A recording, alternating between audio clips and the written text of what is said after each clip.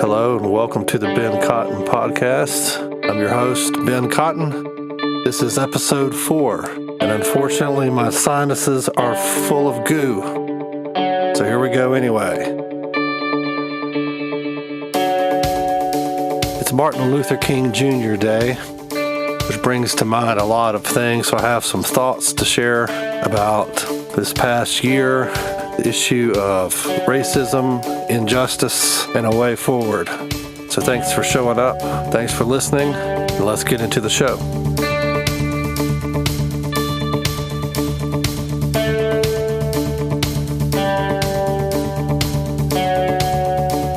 So this past year, I'm sure unless you've been living under a rock, the issue of racism, injustice, poverty, all of these things have sort of fermented and bubbled up to the surface again, and news and events, tragedies that we probably thought we had left behind in the 60s are now resurfacing and happening all over again, and can be rather discouraging, I think, at least for me. And I suppose if you don't think these issues matter, then you've got a whole other set of problems. But it's been a difficult year for racial injustice and that sort of thing, and everyone seems to have their own solution. All over the political spectrum, you have everything from, well, education is the answer, or better public policy, or all of these solutions that frankly have been tried before, and we have been trying for a long time.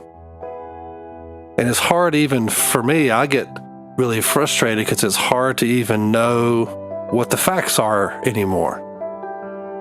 Our media and information flow, not just through the big media outlets, but even across the internet, through social media, it's all compromised. None of it is trustworthy to me anymore, and I don't even know what to think half the time about just what the basic facts are. And so it can be very frustrating when you have this huge flow of information without any clarity. It's information overload. And I don't know about how you feel about it, but sometimes I just want to turn the radio off, the TV off, shut down all my social media feeds, and just go in a hole somewhere, because it's hard to sift through it all, and it's exhausting. And so here we are, and I'm just wondering, what would Martin Luther King do in 2018? How would he respond to all of this? For me, as a pastor and as a Christian and as a father, I think we need to learn to think really clearly about these issues. And there's a couple of stories, both involving Jesus, that came to mind that I wanted to share. And both of them are extremely familiar stories that maybe you haven't ever thought about them in this way exactly. One is the story of Zacchaeus, and this is a true story, an event that happened with Jesus. And the other is a story that Jesus told, a parable about the Good Samaritan. And I think if you put these two together, you have a pretty powerful way to look at all forms of injustice and what the Christian response should be to those things. And I have to tell you, it's way simpler than what every other solution I've heard has been. And I think it's a wonderful relief. So let's talk first about Zacchaeus.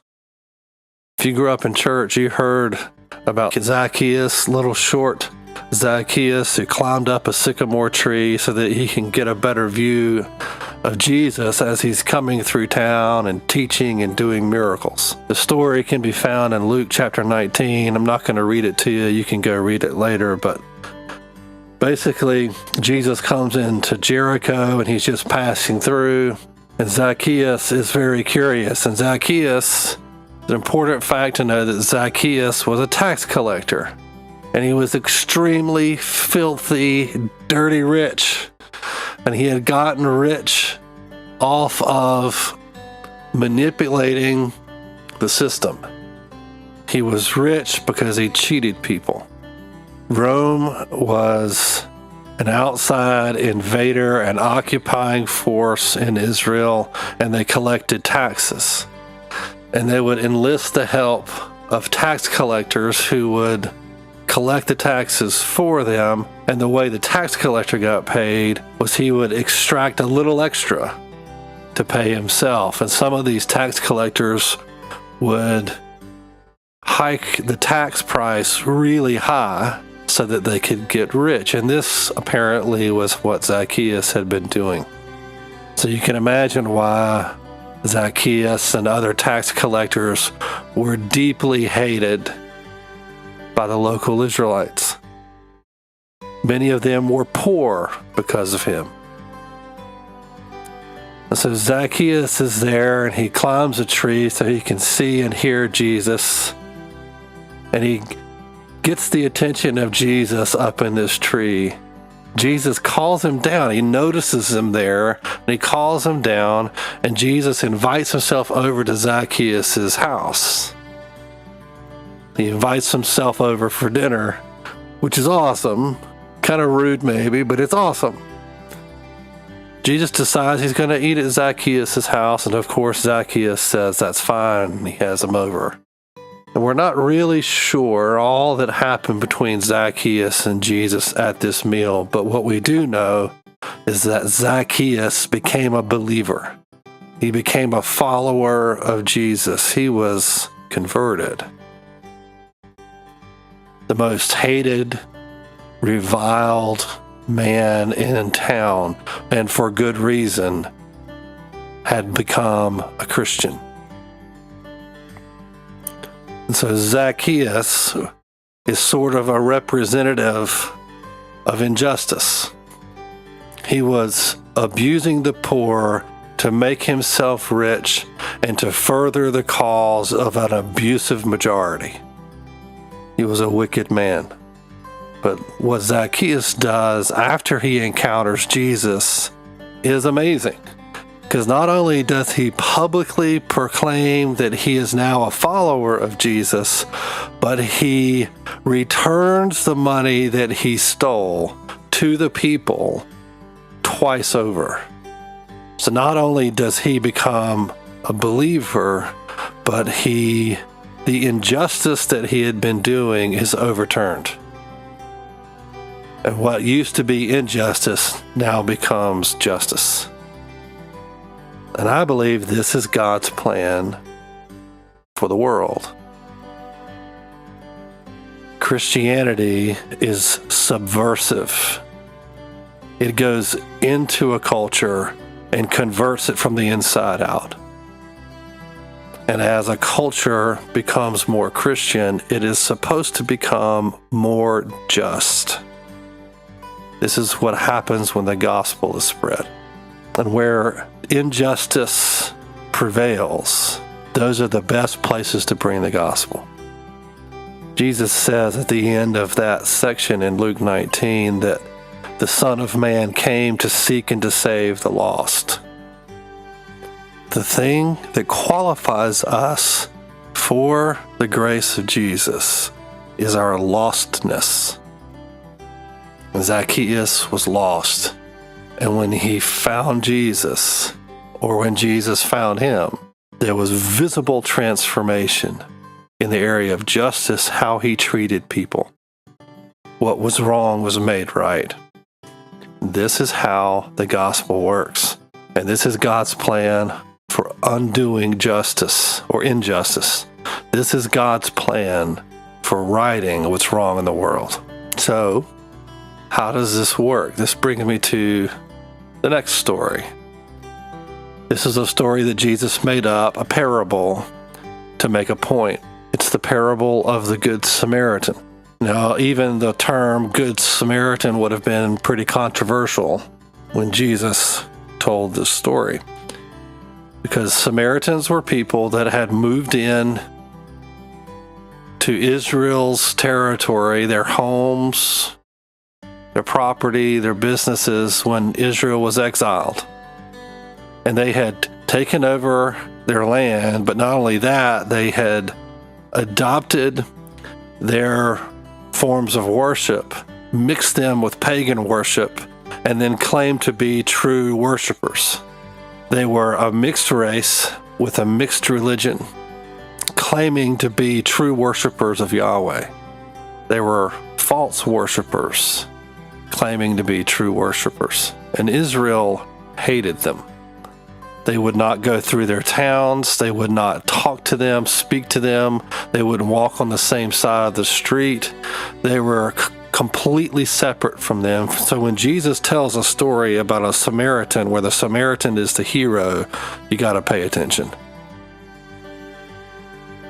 So this story is found in Luke chapter 10. Jesus is asked a question by a lawyer of all people. He's asked basically, how do I become a Christian? Jesus says, keep the law. He asks him, what is the law? And the lawyer replies, love God with all your heart, mind, and soul, and your neighbor as yourself. Jesus says, right. The lawyer, trying to trip Jesus up, says, well, who's my neighbor? Define who my neighbor is. And Jesus' answer is this story. And in the story, we have a man. He's going from Jerusalem to Jericho, and he's robbed and beaten within an inch of his life, and he's laying in the gutter dying, having been robbed and almost killed. And we have a series of characters who walk by, and we're supposed to look and see how they act when they encounter this broken, beaten man in the road. First, we have a priest going down that road, and when he saw him, he passed by on the other side of the road. He just said, I'm not dealing with that. That looks like a situation I don't want to be a part of. He crosses the road and keeps going. Then a Levite, when he came to that man on the side of the road, he also passed by on the other side. Same reaction. So two men who were the picture of holy status in the culture of the time. The religious men, the spiritual men, the holy men, both of them saw the injustice and chose to walk by and to stay as far away from it as possible. But then we have a third character, a Samaritan, the hated Samaritan, the ungodly Samaritan. He sees the man on the side of the road. He had compassion on him. That's what it says. He didn't just run over to see what was going on. It says he saw him and he had compassion. His heart was moved. He felt compassion for the injustice or the man that had been done unjustly, and he runs to him and begins to heal his wounds. He bound up his wounds. He poured oil and wine on the wounds. Then he picks up the beaten man, the dying man, and he puts him on his own animal. And he chooses to walk instead of ride. And he leads that animal to an inn where he pays for the man to stay there until he recovers. He leaves money and orders to the innkeeper to take care of the guy until he's better. This would have been extremely costly.